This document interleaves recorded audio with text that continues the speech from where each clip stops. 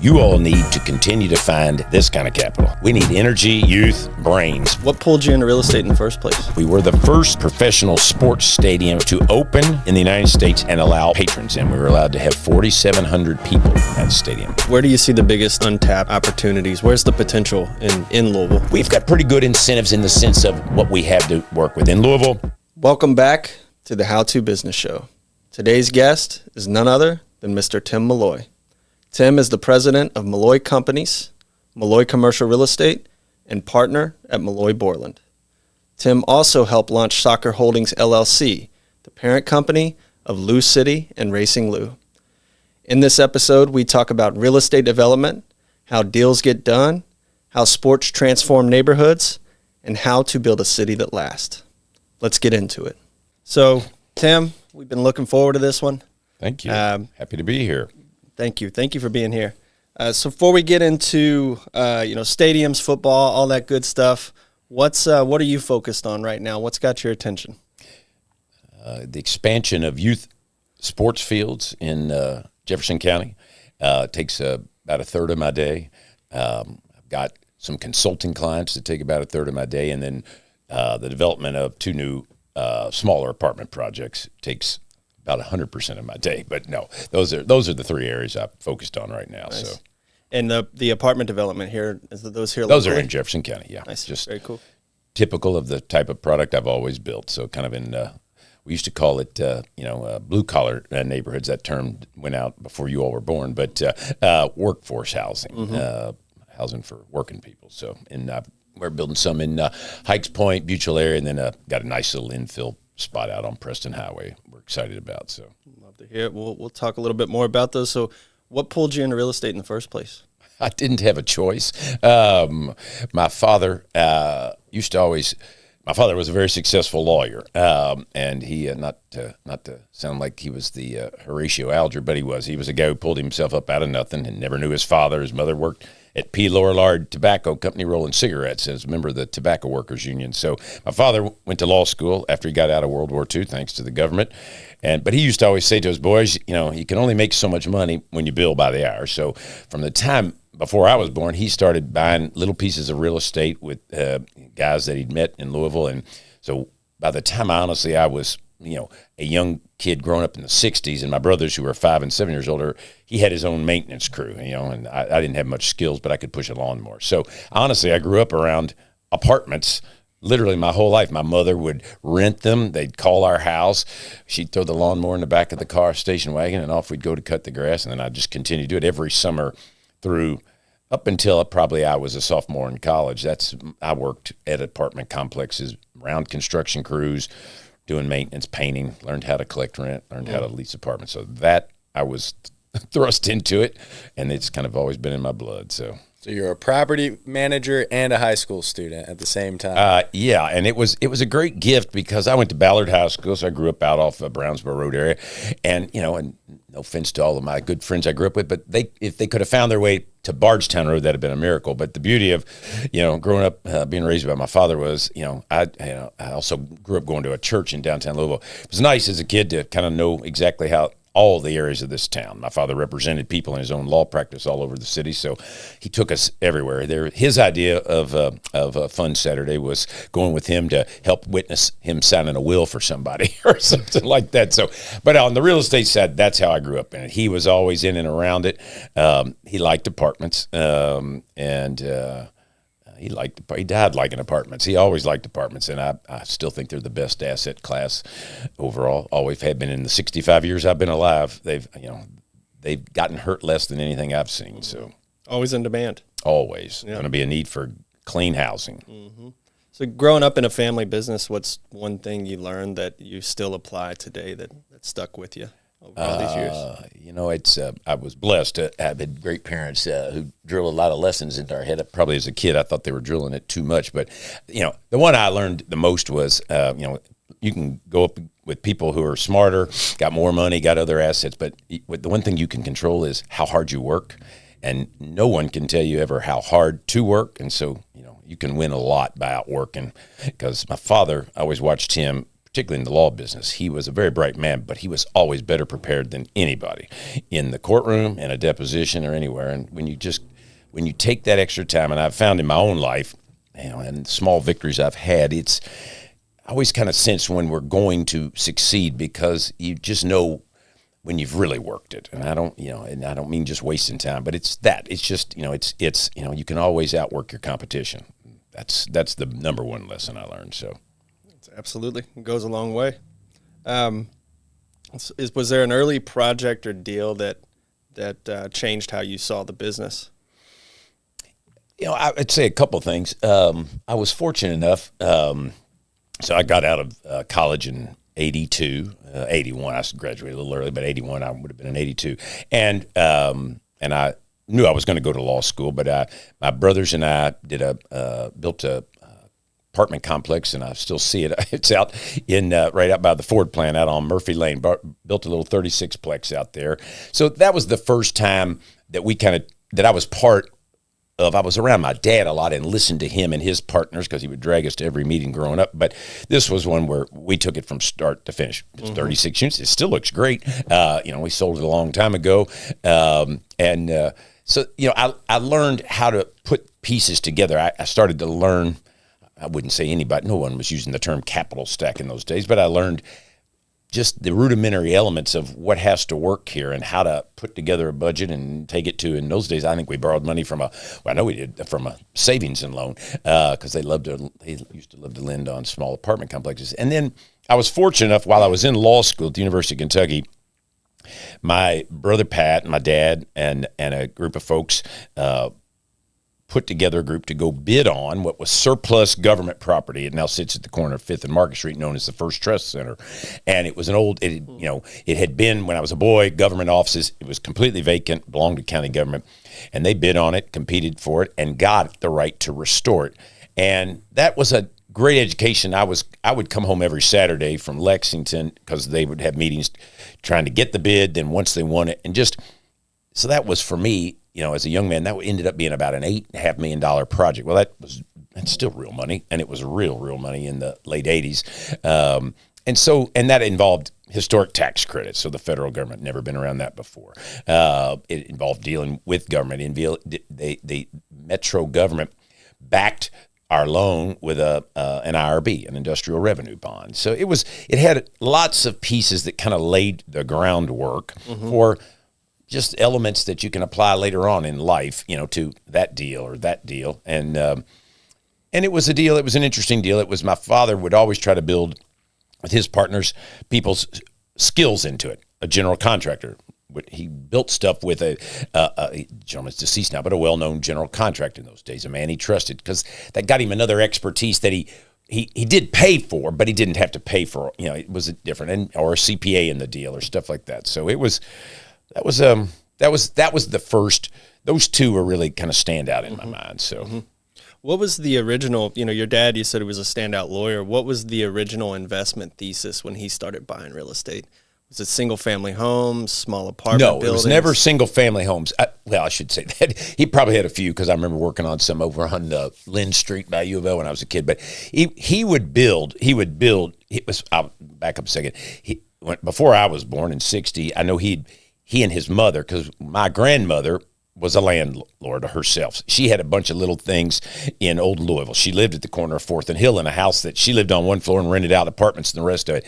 He'd helped her get into that business just by buying small properties. But then he built small things. I think for him, that was, he got comfortable with that. He never liked the idea. He also always owned wherever he had his office. His first office, he rented a desk from a lawyer in the old Kentucky Home Life building, which, ironically, later on, he and I would end up owning. But then from the time I knew my father, he owned the little building that sits at just down the street from 209 South 5th, where we're talking, but right at Congress Alley, it's got the Green District Salad Restaurant. He had a walk-up office there when I was a boy. Then he bought a building up the street, put a 4th floor on it, put an elevator in it at 235 South 5th Street. Then he built, which owned by Republic Bank now, he built the building at 7th and Market Street, and he kept his office. So, his thesis was, A, he didn't like paying rent. And he thought he'd rather own something and pay rent to himself for office. But outside of that, he was an apartment guy. In downtown, he would try to buy, if he could get a little sliver in a block, he figured somebody would always have to deal with him. Still true, right? If you could get a corner, even better. I will say I grew up, and we all will live this way. You young men will live this way too. You can't do every deal, but my father would always go, I could have bought that. I should have bought that. I could have bought that for X or Y or Z back in 19 whatever. But his theory was just he was looking for cash flow, and in the days even into the 80s. When you could write off every dime of passive losses, right? I mean, you could write it all off. You didn't have to prove you were in real estate and blah, blah, blah, blah, blah. So you could be a high-income person, doctors, lawyers, other professionals, He didn't get into it purely for tax reasons because he expected to get cash out of it. My father was a guy who always believed not leaving much money in the checkbook. If there was something there outside of paying expenses, he was going to divvy it out to his partners. And I still try to live by that. Now we do it on a quarterly basis or a monthly basis on some of our properties. But, that was his thesis was this is how, again, to the thought, an honest lawyer can only bill so many honest hours, and my father was not and nothing wrong with plaintiff's lawyers. He wasn't a plaintiff's lawyer, so he didn't make it on the contingency. He made it by the hour. And so his philosophy was mine. It's a cash business. He liked it because it threw off cash. He always believed in apartments. Unlike office and unlike retail at times, and unlike hospitality at times, you always have a customer. You just have to have built it at the right price. So even if you have to reduce your margin, you can cover your mortgage. It's still pretty accurate. So I like that. You were building your first projects in the 80s. Yes. What was the interest rate environment like? I mean, just general market environment like? Was it optimistic, pessimistic, compare that? It became optimistic by, I can remember when I was I started college in the fall of 1978, and the first oil crises were hitting the world, right? So, we watched gasoline. I was paying, when I was a senior in high school, 20 cents a gallon, and then you saw gas go to 60 and 70. The world's spinning around. Interest rates are running at 18 and 19% and so everybody to do a deal, and you young guys in those days, you had to be your own bank. You were having to finance it. You were going to take a second. You were going to wrap something around something else because you weren't going to go borrow money at 18 or 19%. You couldn't find any money. Now, flash forward to about the time when I started law school in the fall of 82 up at UK, and my brothers and I started doing deals. You could borrow money, and it felt good to borrow money at 10.5%. And so I have said to my son once, and both of my sons, but my son who lives here in town, when he was, of course, he was like, God, I can't believe interest rates. I said, son, we all figured out how to make, when it got to 9, I borrowed at 9% on the first house. When I first got married, we lived in a little condo that I had bought from a failed savings and loan through an auction. But when my first house, I borrowed for 9%, and I thought it was golden, And then I can remember the first time I borrowed money and locked a rate under 6% on an apartment complex, and that hadn't been that long ago, gentlemen. That was probably 24, 25 years ago, and we thought we were geniuses. And then about a year later, guys are going, well, we can borrow it for 4 or 9. And I thought, well, I'm an idiot. But anyway, so money in those days in the 80s was, call it 9%-ish, and that wasn't bad. I mean, and it's not, it worked. You made it work. So, I mean, in all of these deals, you're going in getting money from someone to build. Most of it was in those days. It was interesting. On smaller apartment complexes, there was a savings loan called Greater Louisville Savings and Loan that was very prominent here in town. It later became known as Great Financial Federal before all savings and loan ultimately went away. It housed itself in the building, you all will know it, that now houses Derby City Gaming downtown. That was U.S. Bank's offices for the last 20 years prior to that. But so savings and loans, they liked building small apartments. But then, honestly, we had a long time, it was just my dad's relationship that he had with the old Citizens Fidelity Bank that became PNC Bank, got bought by PNC. So we did most of our, it was funny, I think I signed a lot of bank notes at PNC Bank or Citizens Fidelity Bank. That was our family's bank of choice, and just because we had a long-time relationship. And I was still did a lot of business with them even into the last, 10 years. But over, now there's more options, and, and for my size deals, I'm, more likely to be at one of our nice regional banks, or even a smaller than that, but a Stockyards or Republic. It's probably where I've spent most of my time the last 15 years. So not to put a plug in for them, but they are lovely banks. So, so you go ahead. Well, yeah, that's an interesting point of, how do you look at different size of banks for different deals? Like, are there certain deals you would only go to, a big national bank versus, obviously, if you're working local, you're going to go to a local bank? Yeah, for me, I'm always local. So, things that I have done in real estate that are out of state, I had nothing to do with the financing on. That was somebody else's strength. Or even then, I will say, having gone to other states and bought dirt, I financed it with banks here, knowing that somebody, but somebody was going to take us out at some point. So, for me at this stage, and really honestly in the last probably 10, 15 years, on permanent loans, I've done a lot was in the early days, 30, 40 years ago, when I was your all's age, I was, insurance companies started getting in the market, and they were great to deal with. Then I remember doing my first, Fannie Mae deal, which everybody said, oh, they're all non-recourse. It's great. And it is great, except paperwork's insane. It's still insane. And getting out of them is very difficult, right? And so, and honestly, and then probably, well, this is not probably, but, 15 plus years ago on a project with a group that we'd always had a great relationship with. But when some of our banks lost their real relationship people in our market, and you're dealing with somebody, nothing wrong with Kansas City, but they don't know, there is a value. You need a banker to know you. I do.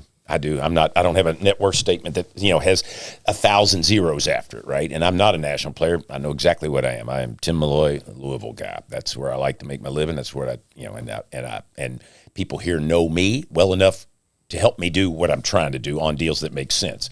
That's when, honestly, for me, and trust me, there's no national bank that's offended because they don't know me. But then it was like, I was doing a deal, and honestly, I got very frustrated because I had been told they could do this deal, and then all of a sudden a gap appeared by people here, and a person appears out of Kansas City. And I told those people who had been friends of mine, and they're still friends of mine, I'm done at this point. I'm going to go to people who know me, or I'm going to go to people, even smaller new banks in this market, where you can get to know them, because the decision maker is sitting in Charlestown, Indiana, or sitting in Jasper, or sitting downtown, or sitting in Butchertown right down the street from you all. And it's very important. And where you're, for whatever it's worth, our name is, at the end of the day, all we really have at the end of the day. And, nobody has to loan me money, or my partners. But none of us have ever defaulted. None of us are, and so there, you don't get any credit for that. And again, and I'm in, when I'm in giant fancy deals, a lot of times, I'm just, I'm a rounding error. The biggest project I've personally ever been involved in, of course, is the stadium that sits down the street from you. And that took us a consortium of banks. And our lead bank has always been Fifth Third in that one. And with, I couldn't even tell you, Stockyards got a little piece, Paducah, Central Bank, there's a handful of banks, but that took a group of banks to come together. Because for our city, that's pretty big real estate loan on a real speculative piece of real estate, a stadium. So anyway, talk a little bit about how that came together. Well, that was all right. So soccer in brief.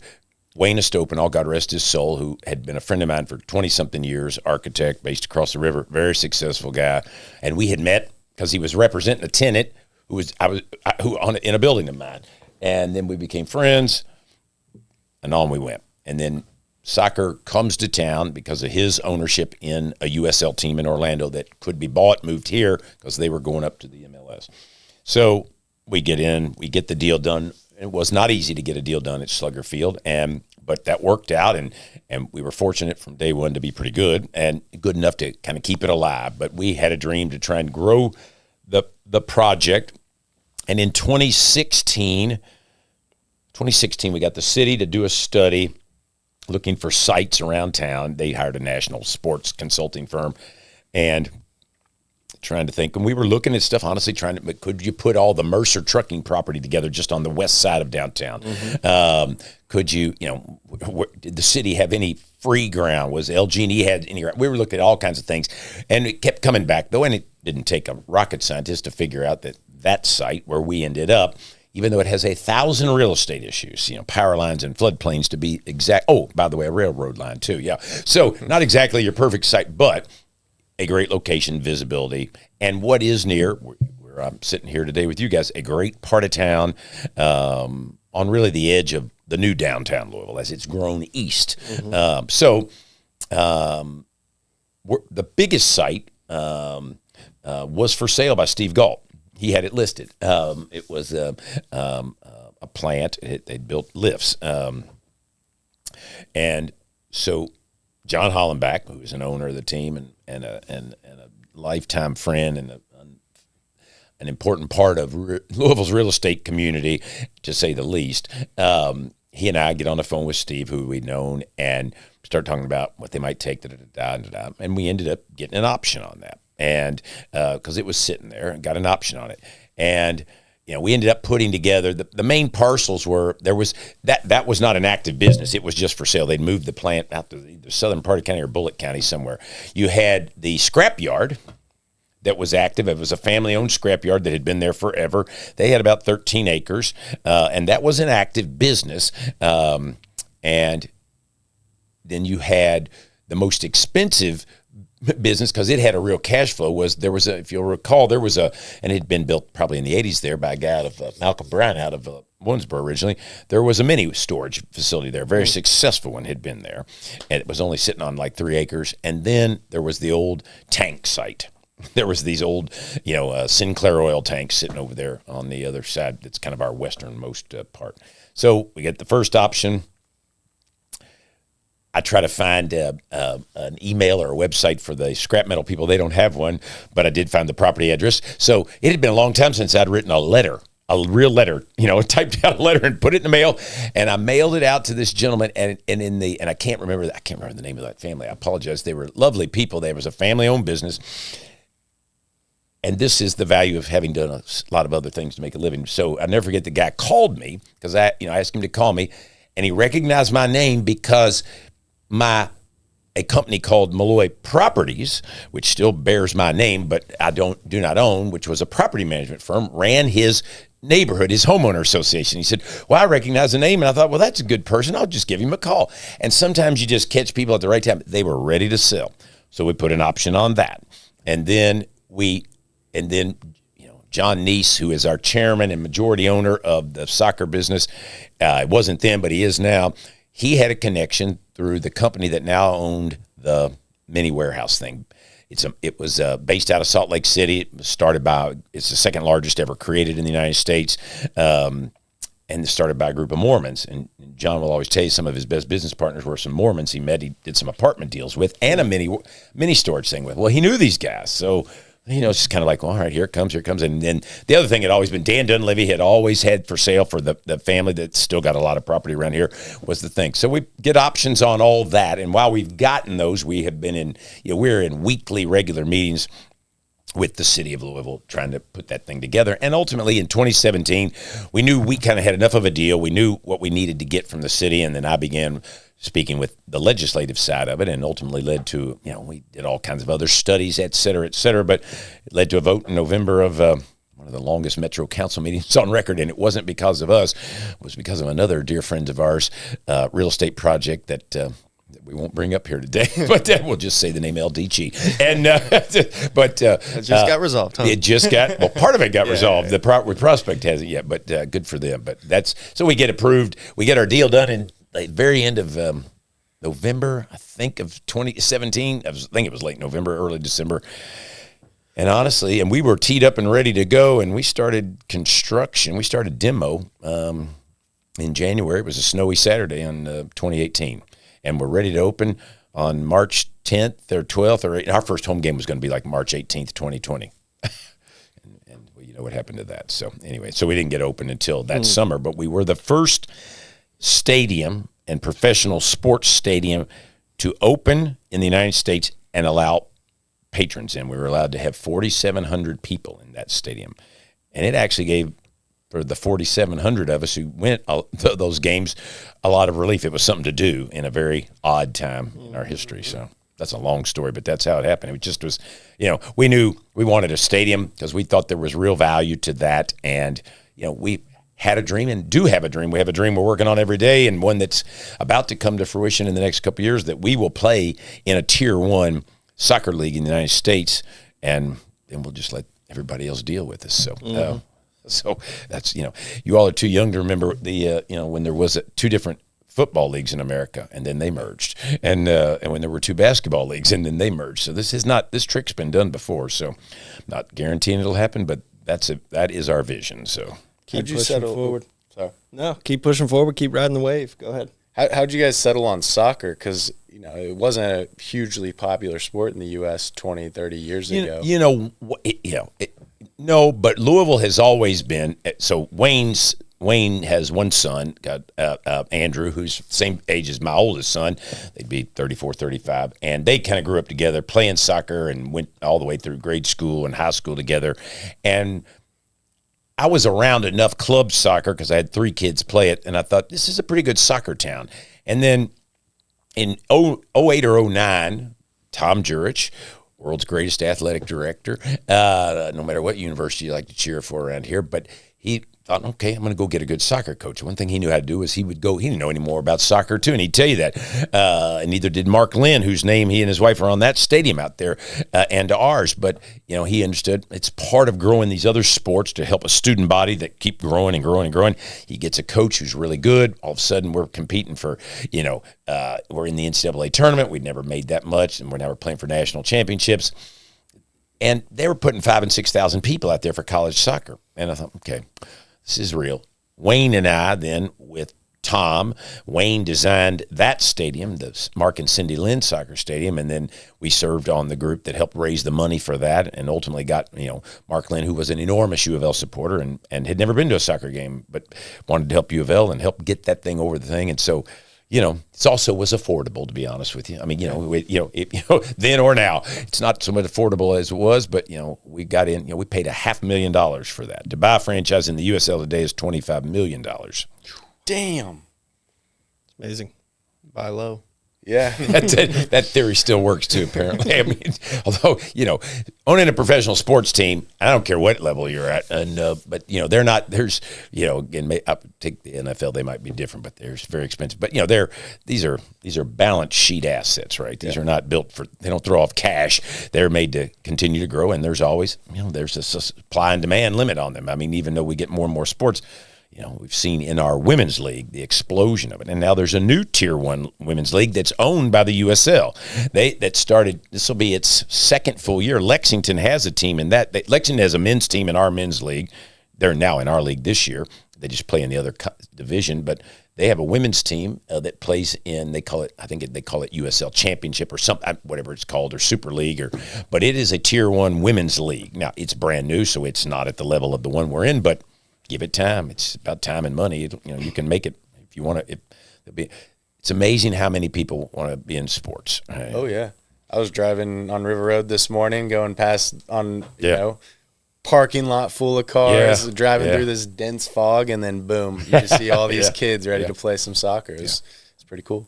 You've talked about city legislature getting involved for the stadium project. Deals with the state, like. From a very high level, like how do incentives work in terms of economic development projects? And in your opinion, like how should they work? I think we've got, because I know it's loaded. Like there's TIFs, there's OZ, there's federal. Yeah, the OZ is a federal thing. That's a tax thing that came out of the original Trump Tax Act, and that certainly has. I'm not sure how much that's really done in Louisville. It's probably pushed people to get into things. To place money there. Whether it's created a lot out of those things, I'm not sure yet. I'm going to put up big asterisks on that. I'm not against it, but that's I would say more localized. So Louisville, just the nature of our state. This isn't a knock. This is just a fact. So we have our metro government and our state government the state has more tools. There are environmental incentives where they can give you cleanup money. You get in effect, you get tax credits, right? And you can sell those credits to a bank, who then becomes a lender, a participant in your. Sorry about that, guys. In your capital stack, TIFs get beat up a lot, and I am a very political person. I say that with a lowercase capital P, but I do understand if you're, don't ever give business owners who whine and cry about, government not giving them much sympathy, when I think most people don't have the opportunity to ask for government incentives. Without them, we would not have a lot of what we have. I believe TIFs actually do work. They sometimes don't work to the numbers, but no taxpayer is getting hurt by a TIF because nothing's being given away. If a piece of property generates zero, but I'm going to put $100 in it, that'll create $1 of tax, and I'm asking for 80 cents of that new tax that didn't exist to help me build this $100 project, and us all taxpayers benefit from the new 20 cents for 20 years or whatever the term is. It's not going to go away. Then I don't see how anybody loses there. TIFs get beat up on politicians and on both sides of the aisle. D's and R's traditionally don't like them. A lot of what they don't like is because a lot of developers bullshit. And with all due respect, always in your young lives, look at a pro forma and then look at it about 10 more times. And then when you're 10 years older, remember the ones that actually came close to actually being accurate, right? So, and sometimes it's by bad actors in the deal and bullshit artists, and I've seen plenty of those, but most of the time it's things buffet and affect you that you can't plan on. But we've got pretty good incentives in the sense of what we have to work with. In Louisville, there are local property tax TIFs, which can give you a little bit of revenue. The state TIF, there's two different types of those. There are straight infusions of cash, which you see every now and then. You can see the industrial revenue bonds where, you have to deed. Churchill Downs is technically owned by Metro Louisville. If you didn't know that, the real estate out there, because long ago, honestly, when you guys were very young, they did the first massive modernization of that plant came with a Jefferson County $200 million bond issue, right? So that means that you got to deed it to now Metro government in those days, and they still pay property tax, even though it's owned by Metro. It's called they pay in lieu of a pilot tax, and they're still assessed at a fair taxation thing. But it allowed them to get cheap and get backing, be able to get it financed, and they were looking to do that again recently. It didn't end up happening, but that happens. That can work. We now can have industrial revenue bonds. This might be interesting to you all. Another piece of legislation that changed this session in the 25 session is IRBs can be issued on housing.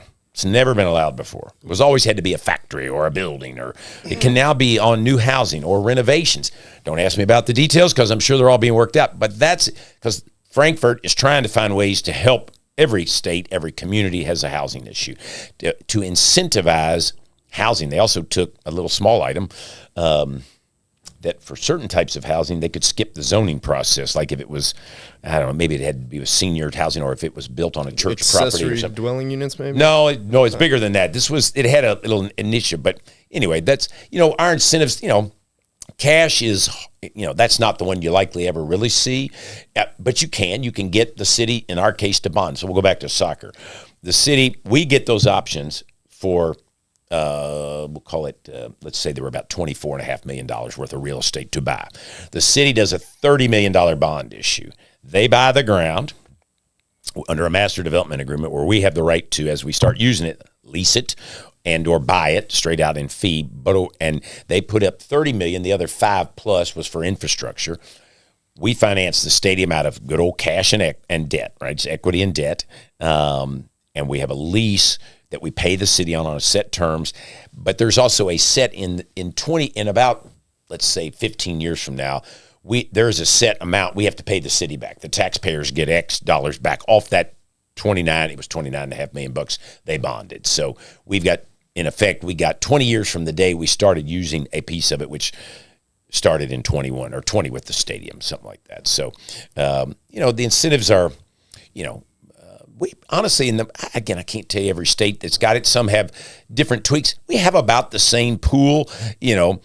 Our Metro government don't have a lot of tools. Parking used to be one of the major incentives in the world when parking really mattered. It doesn't matter as much now. This neighborhood you're next to needs it desperately, but parking is so expensive to build and so hard to justify. I mean, it's tough, but our Metro government there's a lot of things downtown would never have been built, but for the fact there's a city garage that was built in the days when those garages were filled up during the day with office workers, and then you could build one next to a hotel, and it would work at nighttime on that. I was in the parking business, still in it in a small way, but for 45 years, and it's a very changing industry.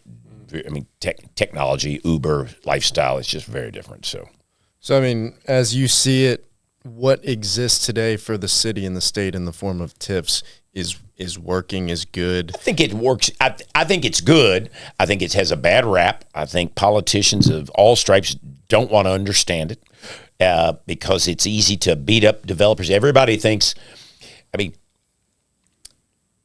think that the government is giving something away. They're giving you the right to spend your money, Dylan, on that piece of ground, and when it generates a new property tax that was never there before, or a big incremental, that's where the I comes in TIF, and now you got a hotel there, and it's generating 17.1 cents of sales tax. A piece of that is coming to schools and this and that. You can get a piece of it, and now guess what? Metro government gets a piece. The school system, they survive off of, obviously, our property taxes. That's what funds 70% of our school systems. I do think they work correctly. And I do think, developers understand that. That doesn't apply to everything. You've got to spend it, and this is, I understand why John and Jane Public, they don't need to go to bed worried about Tim Mulloy or his partners. That's not, what? And I don't mean that because I've got everything I need.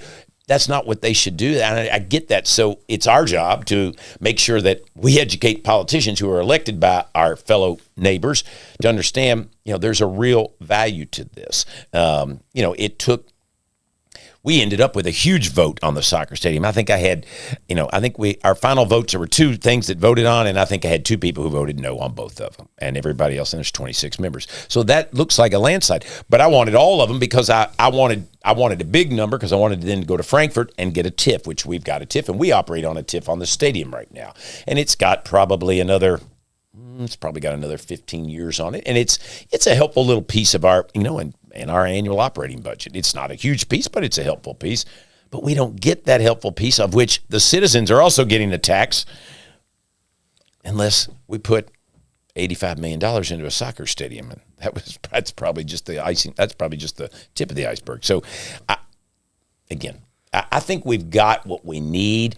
It would be nice, things that would probably be helpful that we don't have a lot of. You can get on certain types of projects, you can ask for a tax, not abatement, but a moratorium, like hold the tax at this price for X. That first deal I talked about when I was in law school, our property taxes were locked in for the first 5 years. That was great at what we paid for it down here instead of what it kind of grew and grew. All those things are helpful. There are some states that have abatement, like, all right, for 5 years, if you go do this, you have no property tax. Mm-hmm. We're never going to get that, and I don't expect it because, again, property tax are the lifeblood of the school. That's 75% of how they get their money everywhere in the States. It's a big misunderstanding. It is a big misunderstanding, right. And I understand it. It's not, everybody thinks every landlord wants to throw every tenant out.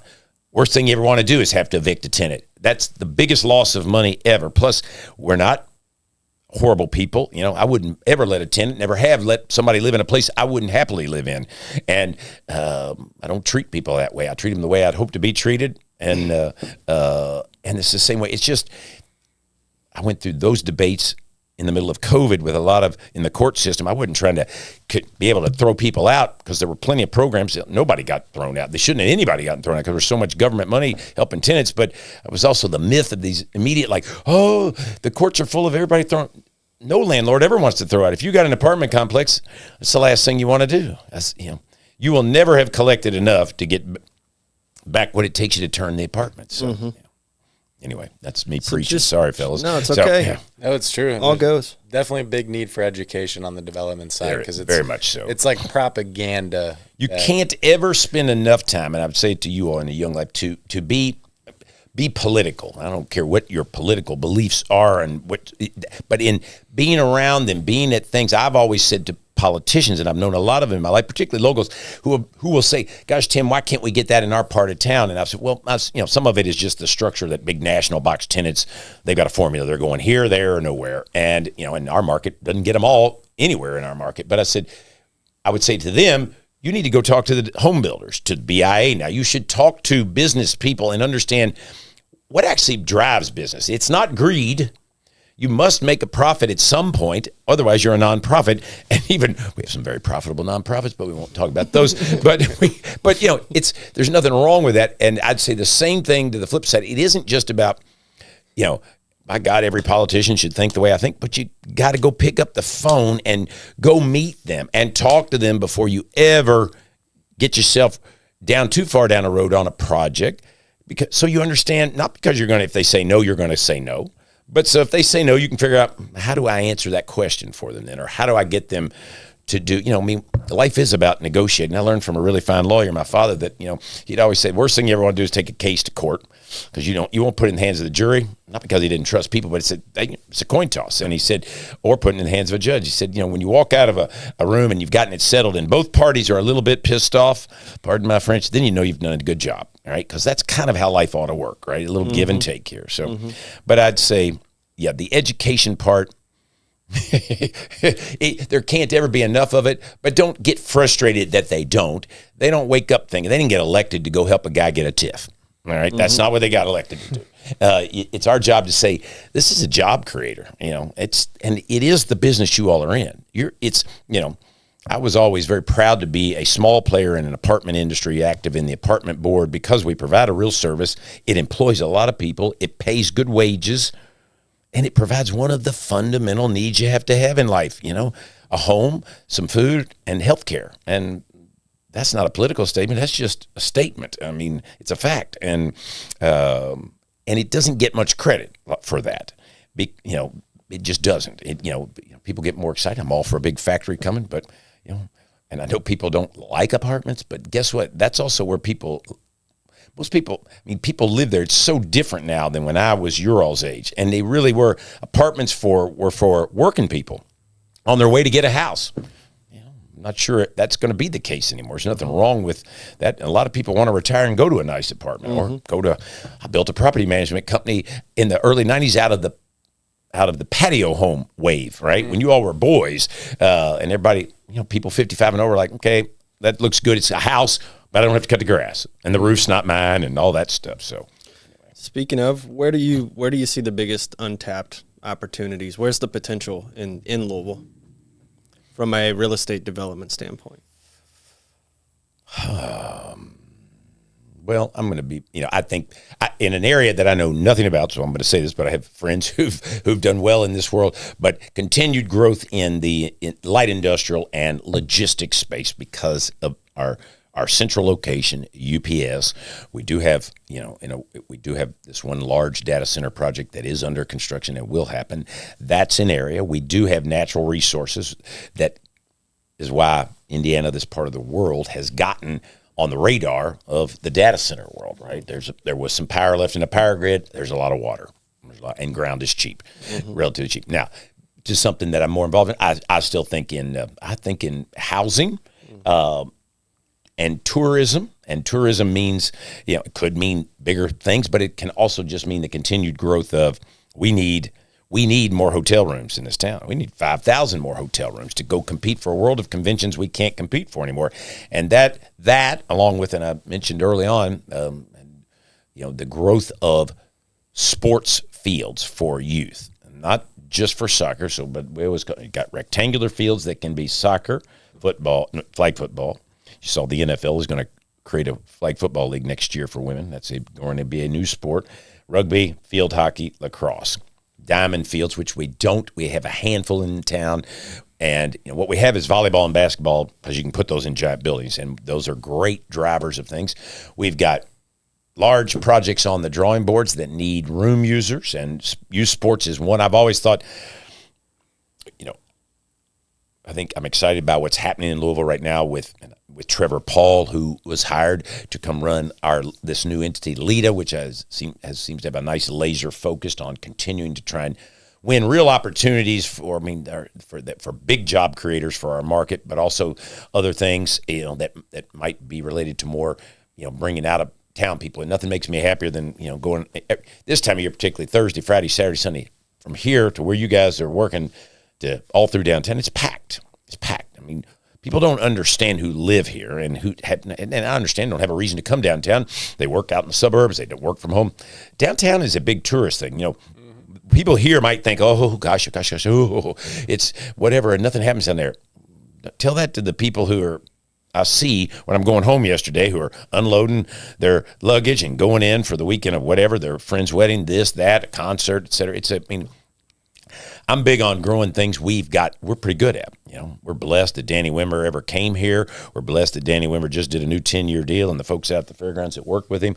I'd like to continue to see him grow that presence and grow that. And why couldn't that be? It's not my idea, it's his, but the next South by Southwest, what started off as an arts and crafts and music festival 40 years ago. And now it's the biggest tech film thing there's nothing bigger in the world. Why couldn't we connect those two big entities when we had 450,000 people, not all from out of town, but a lot of them from out of town, in our town, in the middle of that big donut, build it around other things, because all we need is the next you guys to come into this town and go, this place is fantastic. I know it from the young men who almost all of them come from other places, other countries, and the women on our 2 professional teams that I'm involved with. They think this town rocks. They love it. It's so manageable. We look at it and go, oh, it doesn't have this, it doesn't have that. There are plenty of things I wish we had, and there's lots of things I'm grateful that we don't have. And they love the food scene. They love the coffee scene, And, again, would I love to have giant employers come here? Yes, because we still need to create jobs. We need to create jobs. But I've said this my entire life. We need to focus on who's here and figure out how do I get you guys in whatever project you might be in? How do I take you from 5 to 10 to 10 to 20, 20, 40, and on up? You can swing for the fences, but so are 100 other cities, right? If I got to find ways to get people, particularly your generation, interested. I watched much of my generation. I went to high school with a lot of smart kids at Ballard High School in the 70s, and I watched them go elsewhere because they could, and that's where big jobs were. And, and I would say, good Lord, I bet I saw, 50 people I knew well end up in Atlanta as young people in the 80s because it was a boom town. It's still a boom town. But anyway, I'm not complaining. I'm very positive about our city. I like it. I figured I've spent enough sweat and blood here. I can complain when I see something that I think I could do better, but I love this place. And and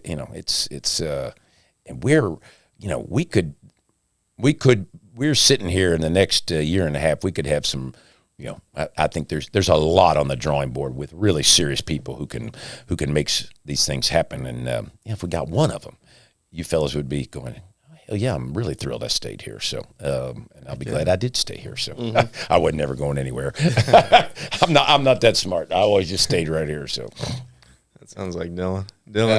I reeled these 2 guys back into good. Louisville. I'm glad. I was in Atlanta. Sam did sabbaticals. He'll tell you. I've got 4 children. I've got 1 here, and 2 and 3 elsewhere. And they all love Louisville.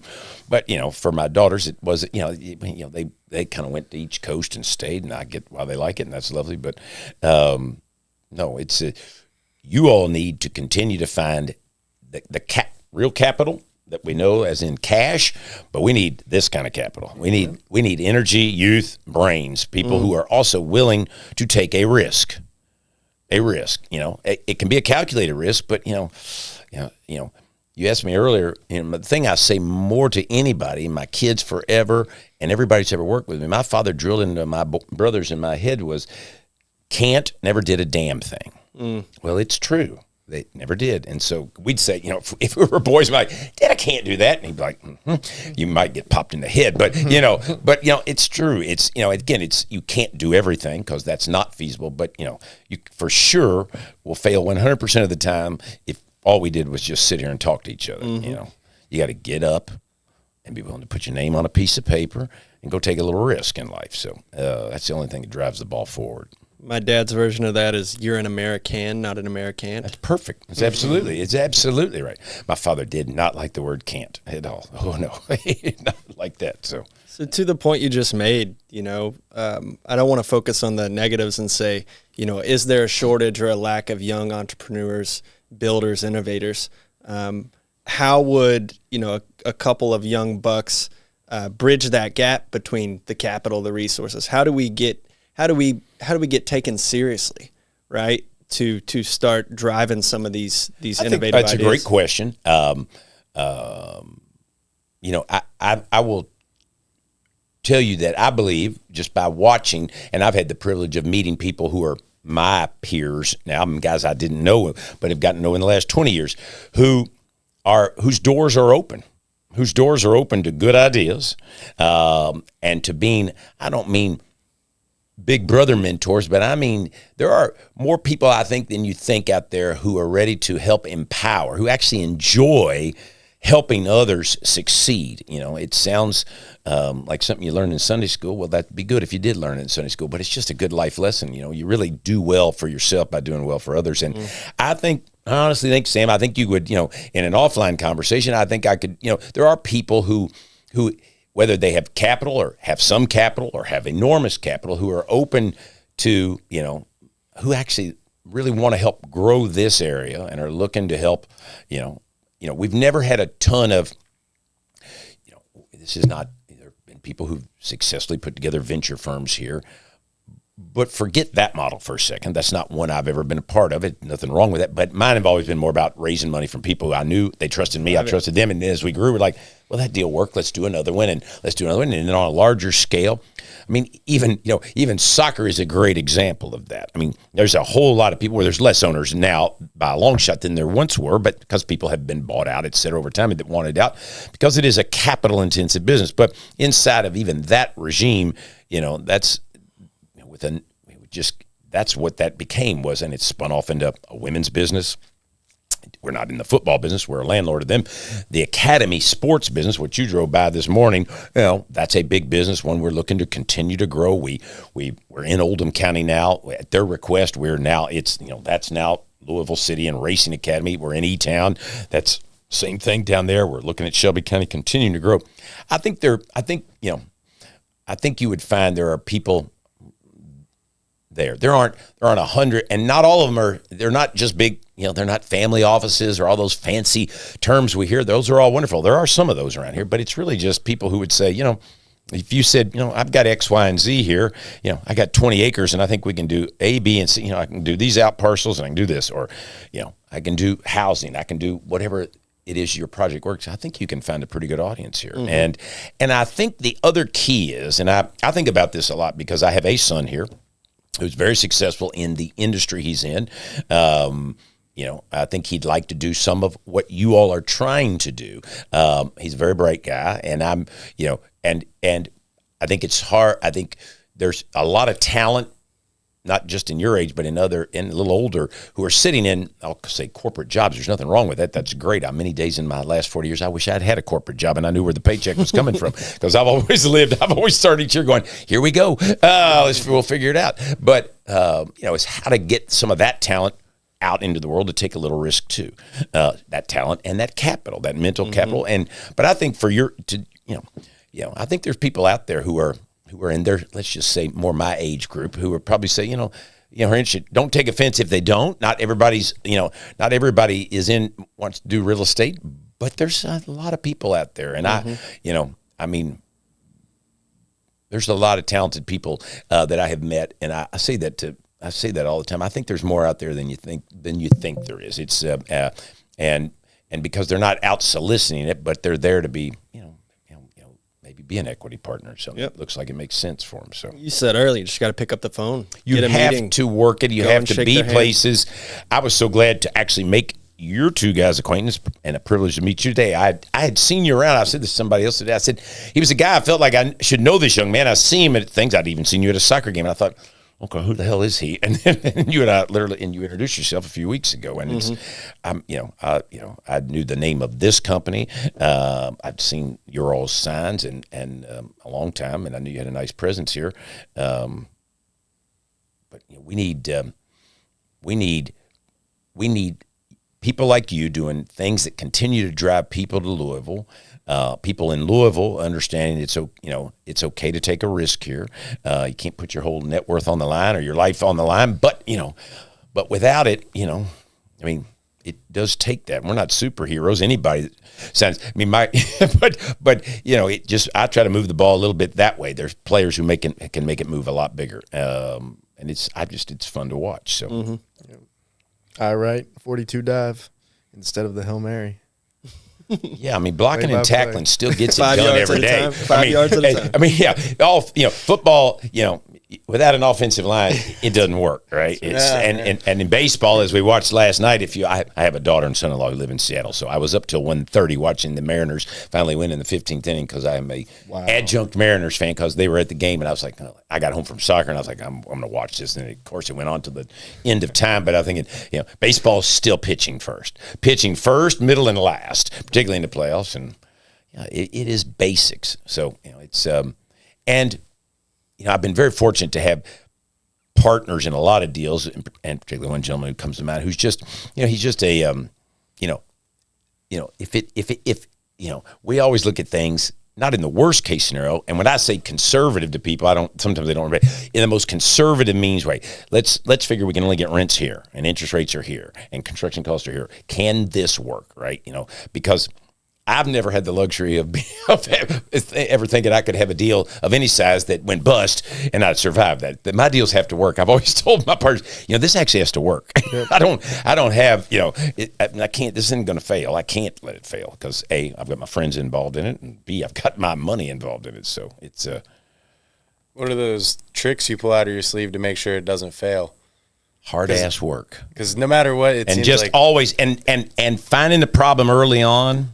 And don't put your head in the sand. Tell your partners first. I learned it in the law business. If lawyers that get in trouble, don't call their clients back and don't tell them what the hell's going on, right? And it's the same thing in business. And I had a great employee one time. I was back in the property management day, and I had more people working for me than I could shake a stick at.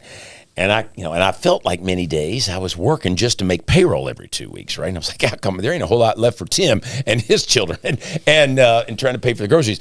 And then there was ultimately some issue, and I never forget, and this sweet person who worked for me was trying not to keep it from me intentionally. They thought they could solve it, not by thievery or something, but it was a payroll issue. And when I found out about it, I was like, I lost my mind for a minute, but it was like, you can't, you see it, get your head out of the sand, identify it, deal with it, and you got to work through it. And actually, you'll find most lenders will work through, your partners will work through it with you, even in complicated real estate deals, which can be adverse at times. Can often be adverse when you're trying to just get there. It really is. It isn't rocket science. It really isn't. People can, I sometimes hear people, I don't use many acronyms. I don't know any acronyms, and I try not to speak in mumbo jumbo because it's all horse shit, to be honest with you. It's pretty basic stuff. For what I do, it is about getting contractors and architects to design what you think you can afford, price it, re-engineer it if you have to, take it to the bank, put together the strongest group of partners you can, and take it to the bank. Let your partners know. I've had, how many people have I ever had? I was talking to a guy the other day who's wants to invest in one of these apartment deals, and I am always very cautious because he's owned some fourplexes and stuff in his life. But I said, he goes, could there be capital calls? I said, yes, there could. They're not likely to be, but note, I said, yes, there could be capital calls. So if you give me $1 today, something could happen on the job site. It won't be because you don't know about it. It won't be because we haven't discussed it. And, and the other thing, I've tried in my own business. I try to make a fee if I'm working and my partners are passive. You got to get paid for your time. Otherwise you're a fool. But you got to get, if you're going to give your time, you need to give $1.10 for $1 worth of pay. So, and they'll keep coming back. So when you're putting a project together, you started with, designing it, figuring out costs, putting together a pitch deck, taking it to the bank first, and then taking it to your partners. I usually go to my partners first, honestly. Okay. I usually go to people first, honestly. I really do. I usually go there first. I always figure before the design?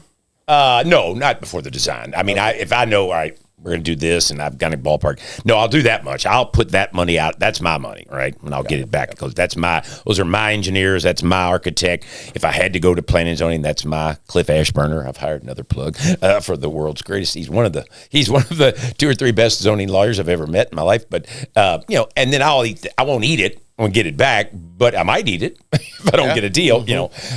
That's something that we as a team have going into deals, it's realizing, oh, okay, just the preliminary process, the flirtation of this idea of, ooh, I want to put something crazy here. It's like, well, let's drop 40, 50 to design it, and then, that's where you got to be really smart. So it's how much do you have to do to know you can do it. Are you on the, are you going to, that's what contingencies are for in contracts, right? But you still have to have cash to go say, all right, I'm going to hire, XYZ architect and or engineer. I got to understand, can this get done? What's a ballpark? I don't have to price it to the nth degree. You can know close enough. All right, if it's apartments, I can build that for X. I can build those for $165,000 a door. I can build this hotel for that a door. I can get this off the revenue side.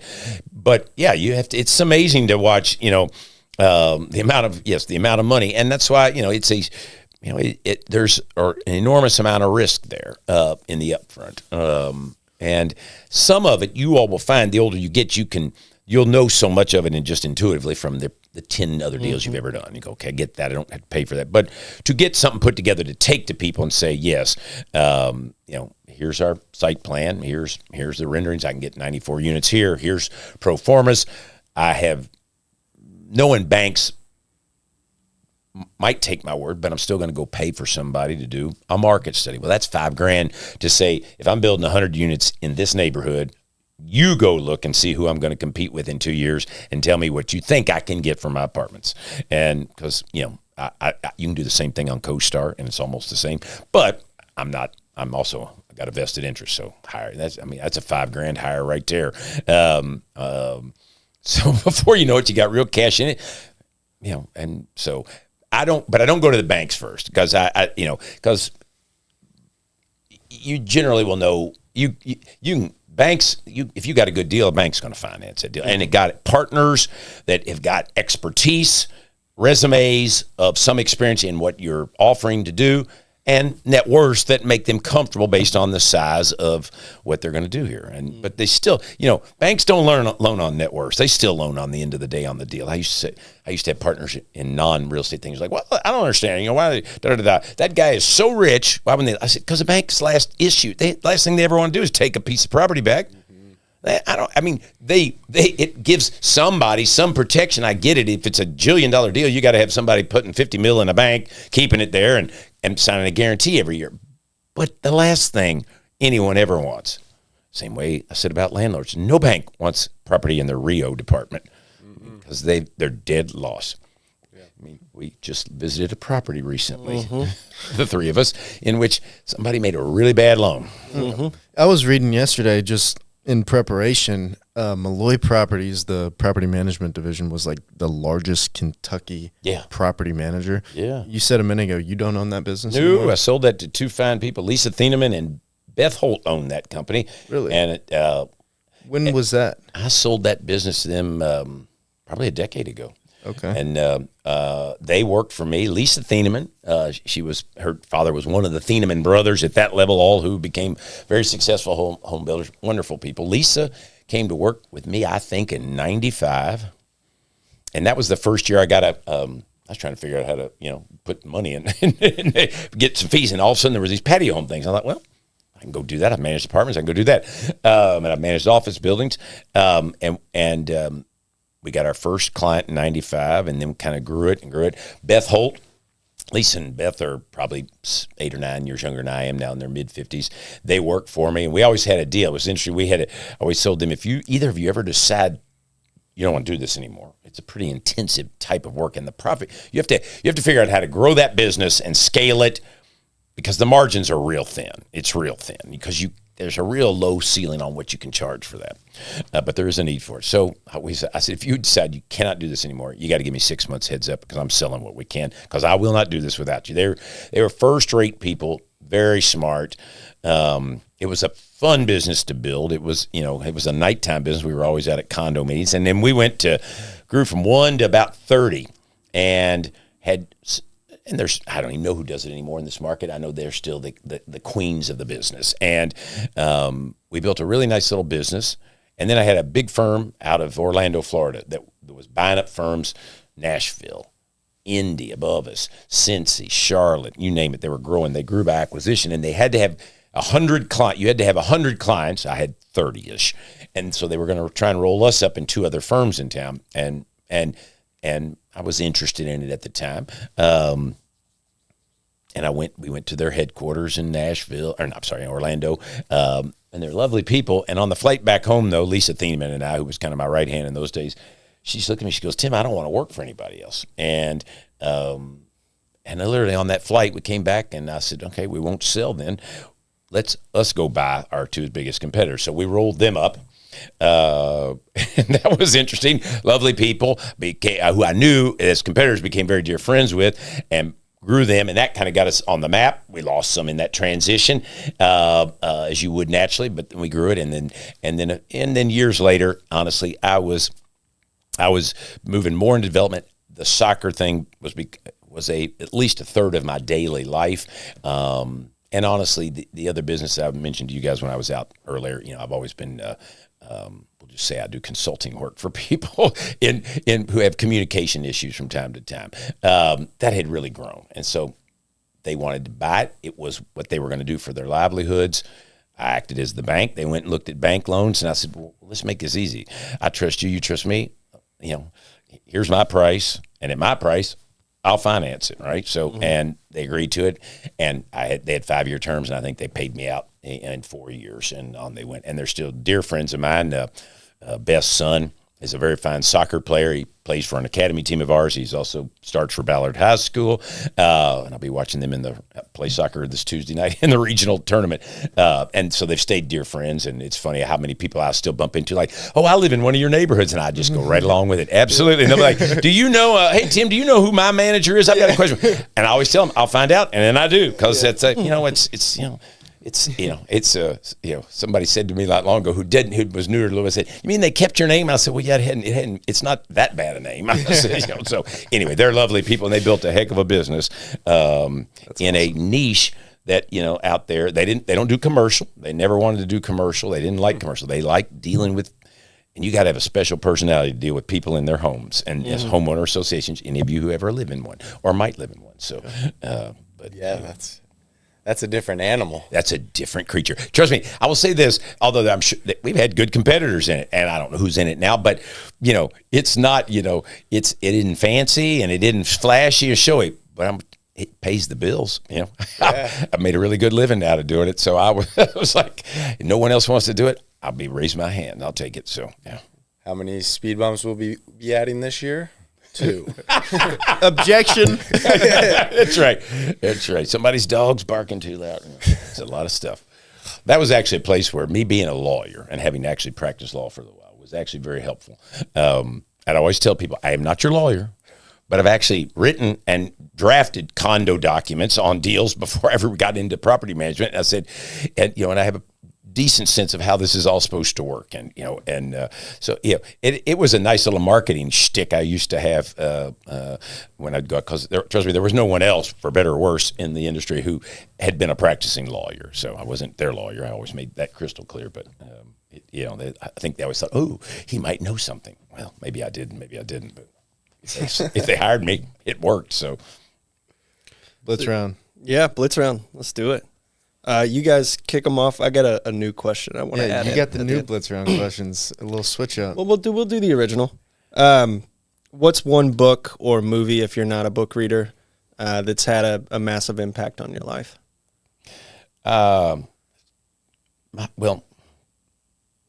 Movies. Well, my favorite movie is The Godfather. So that's it. So, and I read The Godfather. The original. The original Godfather. Yeah. And honestly, the original. I mean, and then I thought the second one, Godfather 2, was spectacular when you got to go back in time. But The Godfather, The Godfather. And it's not because I'm going to whack any of you all, but you could. But I am. But no. But he just has somebody else do it. Yeah. No, The Godfather, my favorite movie. Why? What do you love about it? Just a sentence. Well, I like the same reason why the genre that it portrays and the people it portrays have been popular in many shows and series. I believe in loyalty. I believe in loyalty, and I don't believe in blind loyalty. Mm-hmm. I believe in loyalty. Because blind loyalty will get you in trouble. Because that means you got a friend you're covering up for. I'm not doing that, but I'm not going to throw a friend under the bus ever. You should grow. Fellas. You hope that when you get to be a little bit older like me, and maybe you do today already, but if you can count that many or even a few more on the hand, people who'd stand with you no matter what, on your worst day or your best day, then you got a friend. That's what I take out of The Godfather. I like the mob movies, and I love the history of that story, and I remember my parents reading that book, my brothers reading that paperback book, seeing it all on their bedside tables, and then I read that book. That's not my favorite book, but that is my favorite movie by far. And books, I do. I like to read. I like to read history. I like to read British history mainly. But I'm currently reading this bizarre book. It's a psychological thing about the people who believe in and spend their time on Bigfoot. It's not written by a Bigfoot believer, but also, I do like to read a lot. I like Westerns. So the other thing is, if you ask me I have read all the Larry McMurtry things, so I'll just say book that most impactful, Lonesome Doves. Reason why? Loyalty, right? There's the loyalty. theme. The theme is loyalty. Yeah. Love it. One activity, it's been a crazy week. You've just been ripping and running. You've been beat down. What's one activity you do to decompress and find some peace? Smoke a cigar by myself. Favorite cigar? Don't care. It's kind of like, I'd say smoke a big cigar and sip some bourbon. That would be the combo. But if I had to choose, it'd be a smoke a cigar. Smoke a cigar. And I like music a lot. I like that, and I like music a lot. I was jamming to the Chili Peppers on the way over here this morning. So I like music a lot. I like all kinds of music, and I'm still like an immature teenager. I don't live my life through music, but I love music. I love music. So that would be it. Smoking a cigar that's how that relaxes me. Gummies relax me too, but I smoke a cigar more than I do gummies. All right. Perfect segue. If business meetings had a walk-up song, you're coming out of the smoke with a big cigar, what would your walk-up song be? Wow. There's a lot of choices there. I was going to try and think of something. No pressure. Well, I won't say the full name, but it's called "Know Who You're Effing With." So yeah. So. And that's by? It's by. Oh, good Lord! Hold on. I can see his face, and he was an original member of NWA. He's Ice Cube. Thank you, Ice Cube. Yeah. All right. Know who you're effing with. That'd be my walk-up song when the Mariners rolled up if I had one. So that'd be know who you're. I think it's good. I don't mean it. I mean it more so as advice to people, including myself. It's about understanding the context of the world you step into. You better watch that mouth, and you better watch what you do. And sometimes other people ought to watch their mouths. So yeah, agree. I love that. We've had a lot of Wu-Tang Clan people, just that's been their the Wu-Tang Clan. Yeah, and I got to meet them in 2000. I was on a piece of business at the Democratic National Convention of all place in Hollywood, and I was staying in the Hollywood Hills, and I didn't know who the Wu-Tang Clan was, and everybody's like, the Wu-Tang Clan is staying at the hotel. And I was like, okay, and they were there for the convention, and there were some interesting. So yes, I like the Wu-Tang Clan, but. Yeah, that's funny. I like Eminem. I like a very bizarre amount of music. I would have gone to Zach Top last night, but I was at a soccer game. But I like the poetry of really good hip hop because there are brilliant lyrics in there, and it's. But I like rock and roll. I like the Foo Fighters. I love the Chili Peppers. So yeah. I'm a blues guy, an electric guitar solo. Oh yeah. Mellow me out. I got a new group to show you that I just found. Cool. That's good. Last one. Yes. Oh, you're adding one question that describes where Louisville is headed in the next 3 to 5 years. You mean I've got to create a question? One word. One word to describe where Louisville is headed in the next 3 to 5 years. Upward. Upward and onward, baby. I like it. Yeah, this has been great. Thank you so much. Jordan, fellas, pleasure to meet all of you also. Yeah. Thank you for being here. My pleasure. Thank you for your time. Take care. All right.